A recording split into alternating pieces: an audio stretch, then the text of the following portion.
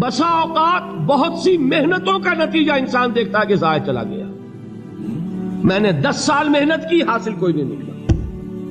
یہ ثمرات کیا ہیں؟ محنتیں، محنتوں کے ثمرات کا ضیاع۔ کوشش آپ نے کی، قسمت کی خوبی دیکھیے، ٹوٹی کہاں کمن، 2-4 ہاتھ جب کے لبے بام رہ گئے۔ Be prepared. ایک شاعر کے یہ اشعار ہیں، وہ کمیونسٹ تھا، میں نام بھی نہیں لیتا، لیکن یہ کہ یہ اسی انقلابی، چونکہ ان کا بھی ایک انقلابی نظریہ ہے، انقلابی عمل میں یہ سارے مراحل آتے ہیں۔ کوئی سیٹ بیک آیا، فرض کیجئے کوئی ناکامی ہو گئی، تو اپنے ساتھیوں کو دل بندھانے کے لیے یہ فصل امیدوں کی ہمدم اس بار بھی غارت جائے گی، سب محنت صبحوں شاموں کی اب کے بھی اکارت جائے گی۔ میرے نبی کے ثمرات کا جو لفظ یہاں آیا ہے، وَنَقْصٍ مِّنَ الْأَمْوَالِ وَالْأَنفُسِ وَالثَّمَرَاتِ، سب محنت صبحوں شاموں کی اب کے بھی اکارت جائے گی۔ دھرتی کے کونوں کھدروں میں پھر اپنے لہو کی کھاد بھرو، پھر مٹی سینچو اشکوں سے، پھر اگلی رت کی فکر کرو، پھر اگلی رت کی فکر کرو، جب پھر ایک بار اجڑنا ہے۔ ایک فصل پکی تو بھر پایا، تب تک تو یہی کچھ کرنا ہے۔ ایک مقصد ہے سامنے، انقلاب برپا کرنا ہے۔ ایک کوشش ناکام ہو جائے کوئی پرواہ نہیں، نیکسٹ، پھر تیار رہو ناکامی کے لیے۔ ایسا نہ ہو جو انگریزی میں کہتے ہیں hope for the best but be prepared for the worst.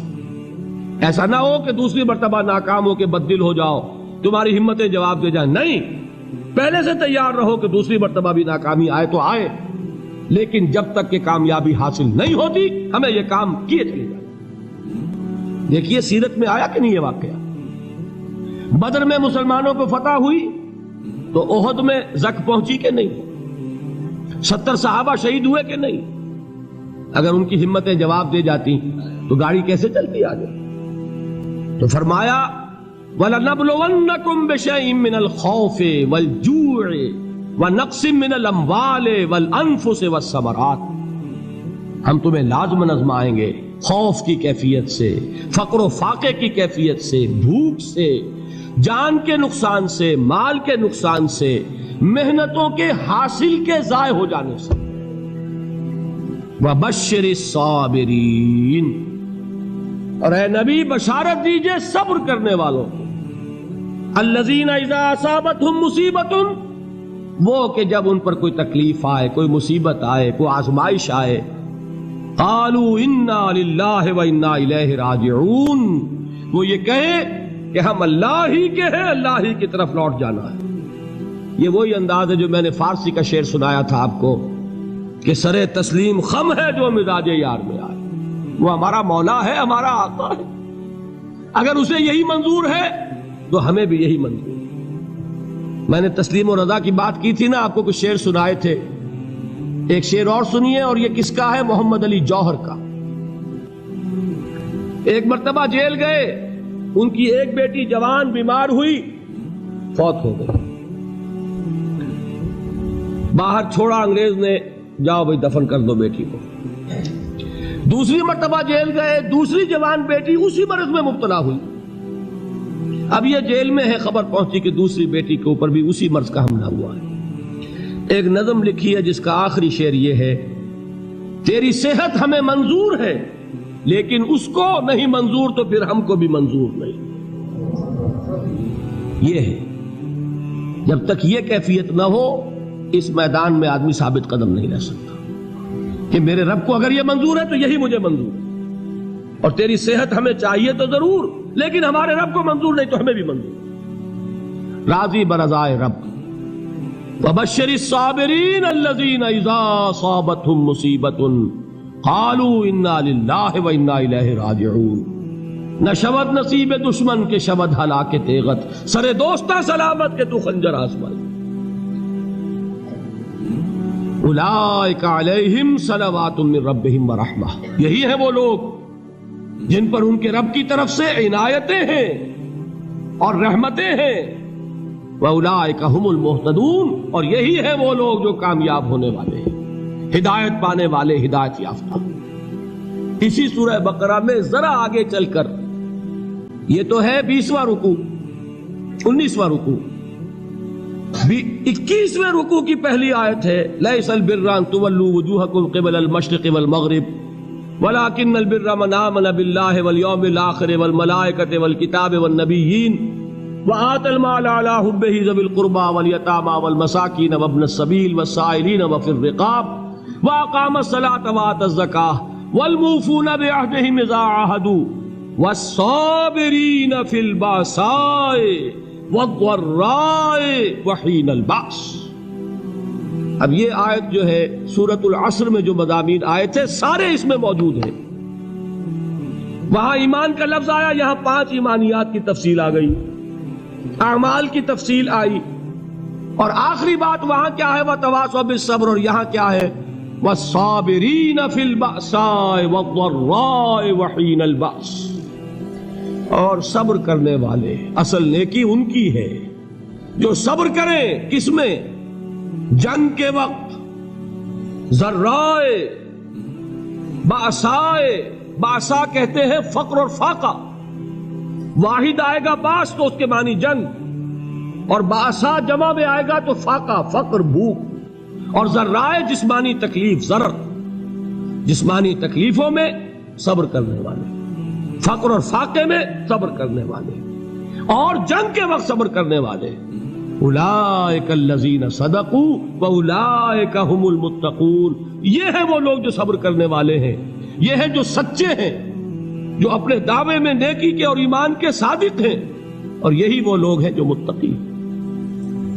اگلی سورت ہے سورہ آل عمران، اس میں 2 لفظ آئے ہیں. آخری آیت یا ایھا الذین آمنوا اصبروا وصابروا ورابطوا واتقوا اللہ لعلکم تفلحون.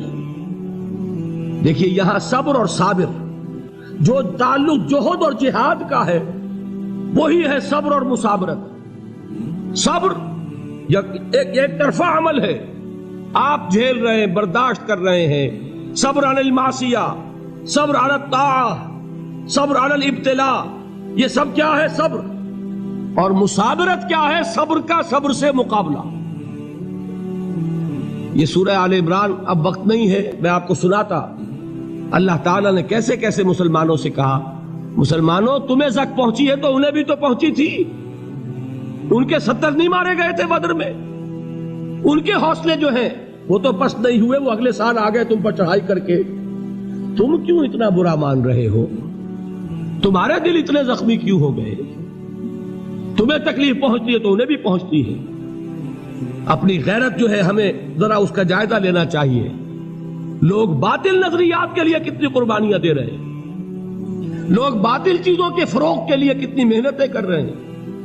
جیسا کہ میں نے ابھی کہا تھا، اسی غیرت کو چیلنج کرنے کے لیے، ذرا آپ کی حمیت دینی کو جوش دلانے کے لیے، قادیانی نوجوان کتنی تعداد میں اپنے آپ کو دین کے لیے وقف کرتا ہے، اور آپ کتنے نوجوان ہیں جو اپنے آپ کو دین کے لیے وقف کرتے ہیں، اور ہوں وہ کھاتے پیتے گھرانوں کے لوگ. یہ نہیں ہے کہ اگر کوئی اور کام نہیں کر سکتا تو پھر یہ ہے کہ وہ دین کے کام میں لگ جائے. باصلاحیت لوگ، کھاتے پیتے لوگ، ذہنی استعداد رکھنے والے لوگ، اونچے گھرانوں کے لوگ، وہ وقف کریں اپنے آپ کو دین کے لیے. اس کے بغیر کیسے باہر آ جائے گی، کیسے رونق آ جائے گی؟ تو دنیا میں باطل نظریات والے جو ہیں، یہ بات کہی گئی ہے مسلمانوں تم اگر توحید کے لیے لڑ رہے ہو، دیکھتے نہیں ابو جہل کو، اس نے گردن کٹوائی ہے شرک کے لیے، شرک کے لیے گردن کٹوائے، اور تم توحید کے لیے گردن کٹوانے کو تیار نہ ہو. اس نے گردن کٹوائی کہ نہیں کٹوائی؟ اور کس طرح کٹوائی ہے؟ جو کہ بڑا متکبر قسم کا، فرعون قسم کا شخص تھا. جب گردن کاٹنے لگے تو کہتا ہے ذرا نیچے سے کاٹنا، تاکہ جب تم نیزے کے اوپر چڑھاؤ میرے سر کو تو اونچا نظر آئے، معلوم ہو سردار کا سر. وہ بدبخت مرتے ہوئے بھی جو اس کی کیفیت تھی نا، اس کو ذہن میں رکھیے. تو یہ اس لوگوں نے قربانیاں دی، جانیں دی. تو فرمایا اگر تم ان سے زیادہ قربانی نہیں دو گے، یہ نوٹ کر لیجئے اس کو، مجرد اگر حق کو غالب کرنا اللہ کے ذمے ہو تو آنے واحد میں غالب کر دے گا، تمہیں تکلیف ہی دینے کی ضرورت نہیں. سمجھ رہے؟ کیا اللہ کے مقابلے میں کوئی باطل کی طاقت ٹھہر سکتی ہے؟